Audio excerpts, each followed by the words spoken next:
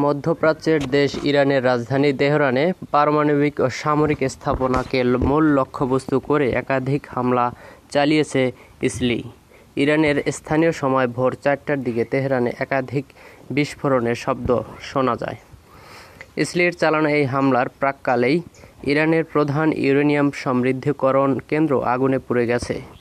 নাতানজের এই পারমাণবিক স্থাপনাটি ইরানের পারমাণবিক কর্মসূচির কেন্দ্রবিন্দু বলে পরিচিত। শুক্রবার 13 জুন এই তথ্য জানিয়েছে মার্কিন সংবাদ মাধ্যম CNN। সংবাদ মাধ্যমটি বলছে, ইরানের পারমাণবিক কর্মসূচির কেন্দ্রবিন্দু বলে পরিচিতি নাতানজে অবস্থিত ইউরেনিয়াম সমৃদ্ধকরণ স্থাপনাটি শুক্রবার ভয়াবহ আগুনে পুড়ে গেছে। সামাজিক যোগাযোগ মাধ্যমে ছড়িয়ে পড়া ভিডিও এই ছবি CNN কর্তৃক যাচাই করে এটি নিশ্চিত করা হয়েছে।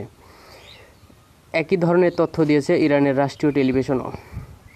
নাতানজ শহরটি রাজধানী তেহরান থেকে প্রায় 250 কিলোমিটার দক্ষিণে অবস্থিত এবং সেখানে রয়েছে ইরানের সবচেয়ে বড় পারমাণবিক স্থাপনা। এটি ইউরেনিয়াম সমৃদ্ধকরণের জন্য অত্যাধুনিক স্ট্র্যাটিফিউজ তৈরি ও সংযোজনের কেন্দ্র হিসেবেও ব্যবহৃত হয়। এই প্রযুক্তির মাধ্যমে ইউরেনিয়াম পারমাণবিক জ্বালানিতে রূপান্তরিত করা সম্ভব হয়। সামাজিক যোগাযোগ মাধ্যমের যে ভিডিওগুলো CNN যাচাই করেছে তাতে নাতানজ পারমাণবিক কেন্দ্রের দিক থেকে ধোঁয়া উঠতে দেখা গেছে।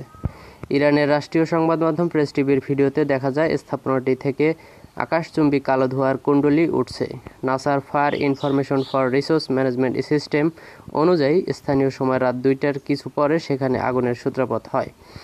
এখনও পর্যন্ত ইরানি সরকার এই আগুন বা হামলা নিয়ে কোনো আনুষ্ঠানিক বক্তব্য দেয়নি বলেও জানিয়েছে CNN। উল্লেখ্য, এর আগে 2020 সালের জুলাই মাসে নাতানজ পারমাণবিক কেন্দ্রে একটি বিস্ফোরণ ও অগ্নিকাণ্ড ঘটেছিল, যা সে সময় ইরানের পারমাণবিক কর্মসূচিতে বড় ধাক্কা দিয়েছিল। সে সময়ও তেহরান ঘটনাটির ব্যাখ্যা দিতে হিমশিম খেয়েছিল। মূলত 2015 সালের ঐতিহাসিক পরমাণু চুক্তি থেকে যুক্তরাষ্ট্রের সরে যাওয়ার পর ইরান ধীরে ধীরে ইউরেনিয়াম সমৃদ্ধকরণ কর্মসূচি বাড়াতে শুরু করে এবং এরপরই এই ধরনের অস্বাভাবিক ঘটনা ঘটতে শুরু করে। বিশ্লেষকদের মতে নাতানজের এই সাম্প্রতিক অগ্নিকাণ্ড সরাসরি ইসরায়েলি হামলার জেরেই হয়ে থাকতে পারে, কারণ ইরানের পারমাণবিক সক্ষমতা ভেঙে দিতে পরিকল্পিতভাবে রাতের আধারে এই হামলা চালিয়েছে ইসরায়েল। তবে বিষয়টি এখনও ইরান আনুষ্ঠানিকভাবে স্বীকার করেনি।